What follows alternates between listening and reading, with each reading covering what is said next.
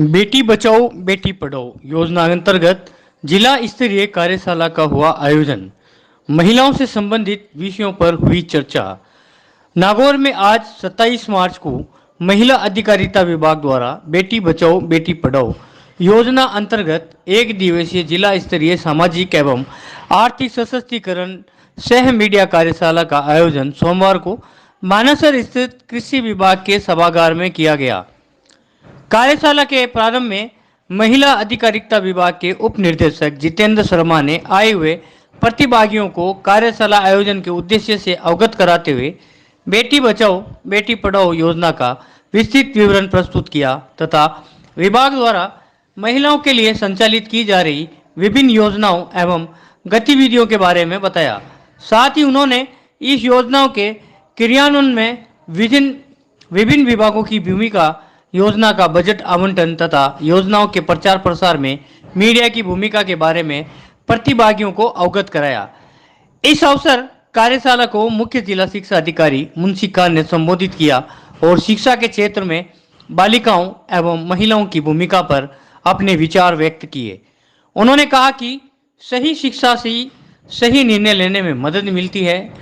इस दौरान उन्होंने महिलाओं एवं बालिकाओं के लिए शिक्षा विभाग की विभिन्न योजनाओं से अवगत करवाया तथा बालिकाओं के विकास के लिए शिक्षा विभाग द्वारा की जा रही गतिविधियों के बारे में बताया। कार्यशाला में अग्रणी बैंक के प्रबंधक सुनील बिश्नोई ने महिलाओं के आर्थिक सशक्तिकरण के लिए बैंक द्वारा चलाई जा रही विशेष योजनाओं की जानकारी प्रदान की। इस दौरान स्टेट बैंक ऑफ इंडिया के प्रबंधक प्रदीप सिंह ने महिलाओं के उत्थान के लिए संचालित विभिन्न बैंकिंग योजनाओं व ऋण योजनाओं के बारे में बताया।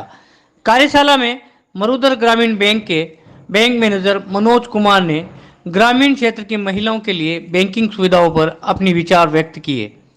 राजस्थान कौशल एवं आजीविका विकास निगम के आकाश शर्मा ने कौशल विकास निगम द्वारा महिलाओं के लिए संचालित की जा रही योजनाओं की जानकारी दी। कार्यशाला को पीसीपी एनडीटी के जिला समन्वय सत्येंद्र पालीवाल ने भी संबोधित किया। समाज में बालिकाओं की स्थिति पर अपने विचार व्यक्त किए। कार्यक्रम को संबोधित करते हुए राजकीय मृदा कॉलेज की प्राध्यापक पूर्णिमा कात्याल ने कहा कि शिक्षा के क्षेत्र में महिलाओं की भूमिका बढ़ रही है तथा सरकार भी अनेक कल्याणकारी योजनाओं चला रही है, जिनके माध्यम से अधिक महिलाओं को लाभान्वित कर सशक्त किया जा रहा है। इस दौरान कार्यक्रम में मुंडवा, मेड़ता व डेगाना परियोजना की महिला कार्यकर्ता, महिला एवं बाल विकास की महिला सुपरवाइजर, प्रिंट एवं इलेक्ट्रॉनिक मीडिया के प्रतिनिधियों सहित महिला अधिकारिता विभाग की सभी अधिकारियों कर्मचारी मौजूद थे। जाकर अपने अन्य सहयोगियों के माध्यम से संदेश को आगे ले जाएं, विभाग द्वारा हो रहे हुए कामों को आगे लेके जाएं और इस मीडिया कर्मियों को जोड़ने की हमारी मंशा यही थी कि जो मीडिया कर्मी है वो जागरूकता फैलाने में या संदेश को आगे ले जाने में सबसे बड़ी भूमिका निभाते हैं, क्योंकि आप जानते हैं ये मास मीडिया का दौर है, चाहे वो इलेक्ट्रॉनिक मीडिया हो, प्रिंट मीडिया हो या सोशल मीडिया हो। इस मास मीडिया में जो ताकत है उस ताकत को जो है आप सभी भली भांति जानते समझते हैं। तो इनके प्रयासों को भी हम सम्मानित करने के लिए विभाग जो है बिल्कुल इनका आभार व्यक्त करता है।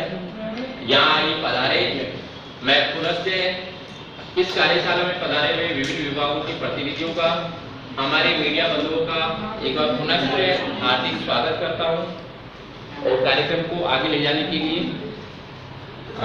एंकर महोदय से निवेदन करूंगा कि बीच आप मिनट टू मिनट। बहुत आभार, धन्यवाद सर। बेटी बचाओ बेटी पढ़ाओ योजना के अंतर्गत आज की एक दिवसीय कार्यशाला में आपने विस्तार पूर्वक में जानकारी दी, इसके लिए आपका आभार, धन्यवाद।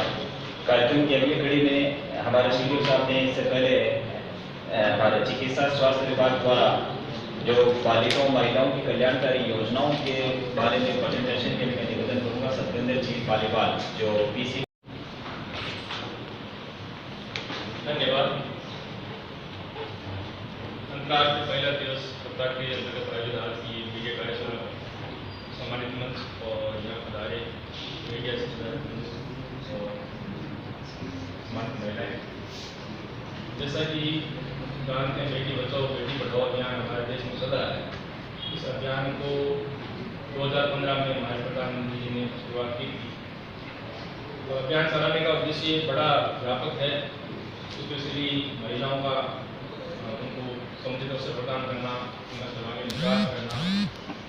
अभियान के अंतर्गत एक नारा जो दिया था बेटी बचाओ बेटी पढ़ाओ। जहाँ तक ये दो शब्द हैं वहाँ तक हम कह सकते हैं भाई 10 सालों में हमने काफ़ी प्रयास किया और ये बेटी बचाने भी हम सफल हैं और बेटी पढ़ाने भी हम अव्वल हैं। कोई भी कुरीति होती है उसको एकदम से समाप्त नहीं कर सकते, उसको सामाजिक की सोच को बदलना बहुत आवश्यक है। तो समाज में एक बेटियों में लेकर जो धारणाएं थी, जो समाज समय समय से चली आ रही है, अपने कंसेप्ट दिमाग में बिठा रखी है कि बेटी बोझ है, बेटी को लेकर ये बोझ है या उसको लेकर हमें बहुत सारे काम करने पड़ते हैं, देश का या जो भी जन्मदिन का अपन को शुरू किया।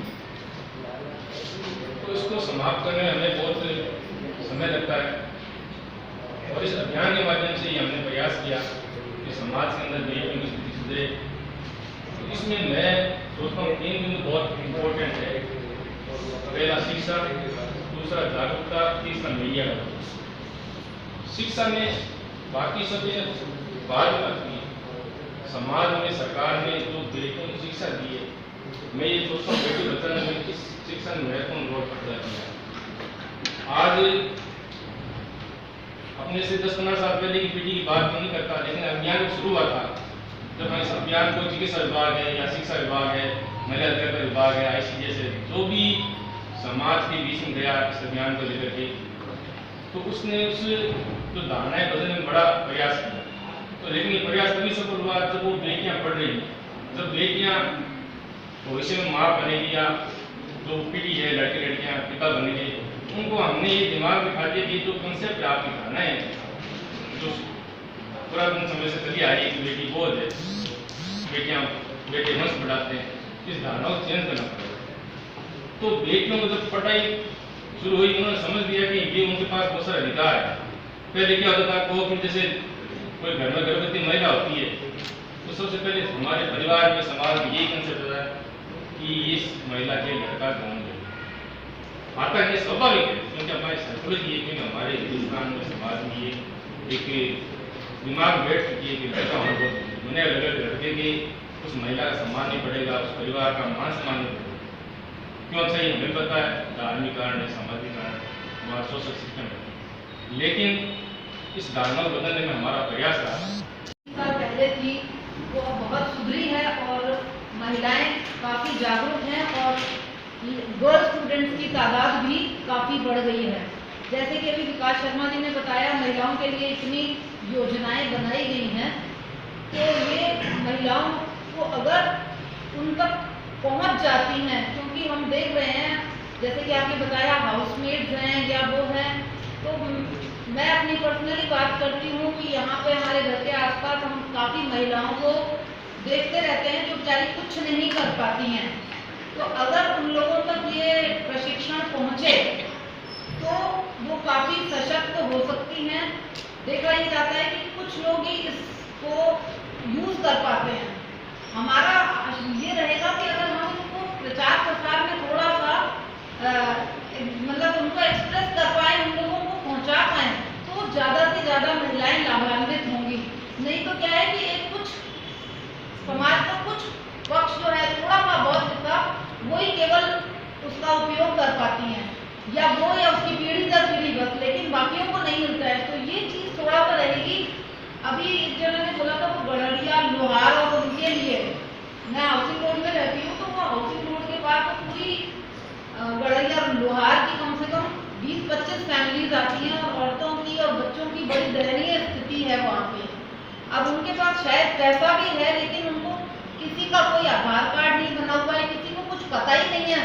उन लोगों से मैं भी कई बार पूछती हूँ कि तुम लोगों का क्या है, तो मैं आप लोगों से पर्सनली आपसे मिलकर कुछ एड्रेस या कुछ बता दीजिएगा, जिससे वो अगली बार आएंगे तो मैं खुद जाकर उन लोगों को बताऊंगी। तो जो क्योंकि ऐसा नहीं है कि हमारी सरकारें बहुत ज़्यादा ये सारी योजनाएं चला रही हैं, लेकिन समस्या ये है कि वो उन तक पहुंचती नहीं है।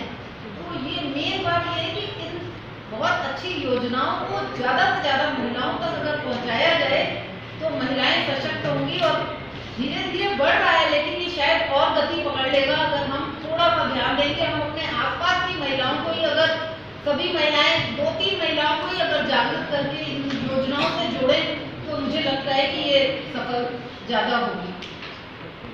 क्लास में और 8 में आते आते वो स्कूल छोड़ दी। फिर सभी ने प्रयास किए तो संख्याएं बढ़ने लगी। और आज स्थिति ये है कि हमारे सरकारी स्कूल हो या प्राइवेट स्कूल हो, उसमें बालिकाओं की संख्या 50% के लगभग पहुंच रही है, बराबर है। और कुछ सरकारी विद्यालयों में तो 10वीं 11वीं में जो बच्चे हैं वो बालिकाओं की जगह पीछे बैठने लगे हैं। एक लाइन बनती है उनकी, बाकी आगे की क्लास बच्चों से भरी रहती है। तो डिफेंस में बच्चे आने लगे हैं, लड़कियां खुल करके अपनी क्षमताओं का प्रदर्शन कर रही हैं। ये देख करके बहुत अच्छा लगता है कि हम गवाह हैं बदलते हुए इस समय के। तो हमारे विभाग में क्योंकि महिला सशक्तिकरण में मेरे हिसाब से सबसे जो मुख्य भूमिका वो हमारी है शिक्षा विभाग में। जब बच्चा 3-4 साल का होता है तो उसकी पढ़ाई शुरू होने लगती है और वो बच्ची जब स्कूल एजुकेशन लेती है तो 12 और 5, 17, 18 साल की हो जाती है। और तब तक उसका दिमाग है वो इतना डेवलप हो जाता है कि वो अपने अच्छे बुरे के बारे में निर्णय लेने की क्षमता भी रखने लग जाती है। तो जब हम सही एजुकेशन देते हैं तो वो अपना निर्णय सही लेती है। आपने देखा होगा पहले आखिर पर बाल विवाह होते थे, बहुत ज़्यादा विवाह होते थे और छोटी छोटी बच्चों की शादियाँ कर दी जाती थी।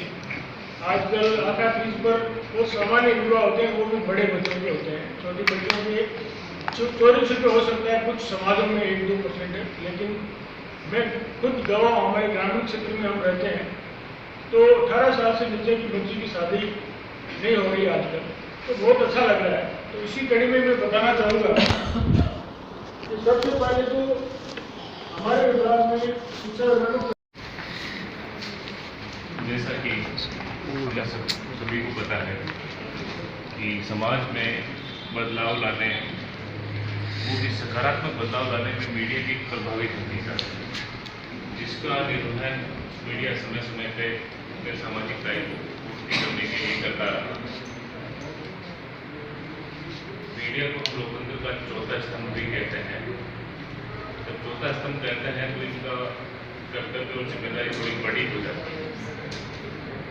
महिलाओं के सामाजिक और आर्थिक सशक्तिकरण में अगर हम मीडिया की भूमिका को देखें तो ये समय समय पे चाहे समाज में हो रही सकारात्मक घटनाएं हों, कहानियाँ हों या सफलता की कहानियाँ हों, उनके माध्यम से ये हमारे सामने उनको ऐसे प्रस्तुत करते हैं ताकि समाज में जागरूकता आ सके, साथ ही आम जन महिलाओं के प्रति संवेदनशील हो सके और उन बातों पर विचार कर सके और उनको सोचने समझने के काबिल बन सके जो एक शिक्षित वर्ग के दायरे में ही कही जा रही है। तो उस दायरे को तोड़ने का काम मीडिया करता है। ये प्रत्येक कोने तक हमारी उन बातों विचारों को पहुंचा रहा है जो कि महिलाओं के लिए हम आज जो सकारात्मक कदम उठा रहे हैं। अभी वर्तमान में देखें तो डिजिटल मीडिया की प्रभावी भूमिका में है, तो वहाँ भी इन सभी बातों को कहा जा रहा है, सुना जा रहा है। साथ ही डिजिटल मीडिया ने सिटीजन जर्नलिज्म की जो अवधारणा को हमारे सामने प्रस्तुत किया है, साथ ही इसकी क्वालिटी ये है कि ये इंटरेक्टिव है। इंटरेक्टिव होने का मतलब ये है कि जहाँ हम अपने आप को अभिव्यक्त कर सकें। अगर कोई बात या कोई विचार कहा गया है तो उसके बारे में आपकी क्या राय है वो भी हम बेझिझक कह सकते हैं। तो अपनी बात कहने का माध्यम देना भी अपने आप में मतलब एक सशक्तिकरण हुआ। वरना जब हम ये देखें कि हम सिर्फ सुने ही सुने और अपनी अभिव्यक्ति को कह नहीं सके तो फिर एक दायरे में हम बन जाते हैं। और साथ ही सरकारी योजनाओं की, फ्लैगशिप योजनाओं की या फिर अन्य जो योजनाएं सरकार द्वारा चलाई जा रही है, तो उनके प्रचार प्रसार की बात हो तो भी मीडिया हमेशा उनको एक मतलब व्यापक संख्या में या व्यापक मात्रा में कवरेज उनको प्रदान करता है, कुछ चीज़ों को समाज में या हमारे सामने प्रमोट करता है। साथ ही जैसे IEC गतिविधियां हैं, इन्फॉर्म करना, एजुकेट करना या कम्युनिकेट करना, तो उन गतिविधियों का निर्वहन तो मीडिया हमेशा से ही करता रहा है। लेकिन एजुकेशन को छोड़ के अगर हम ये देखें कि इन्फॉर्म करना, तो सूचनाओं का जो प्रसारण ये करता है, सूचनाएं प्रदान करने का, तो ये बहुत अच्छे से मीडिया करता रहा है। साथ ही संवाद स्थापित करना, वो भी एक दायित्व ये मीडिया निर्वहन कर रहा है। साथ ही मैं विश्वास ये भी व्यक्त करता हूँ कि चाहे विभाग द्वारा, महिला निरंतर विभाग द्वारा की जा रही गतिविधियाँ हैं, इनके योजनाओं का प्रचार प्रसार है या अन्य भी कोई सकारात्मक नवाचार जो लिए जाएंगे या लिए जा रहे हैं, उनको भी मीडिया समय समय पे समाज में अपना एक स्थान देके, अपने स्पेस देके दिखाता रहे। धन्यवाद।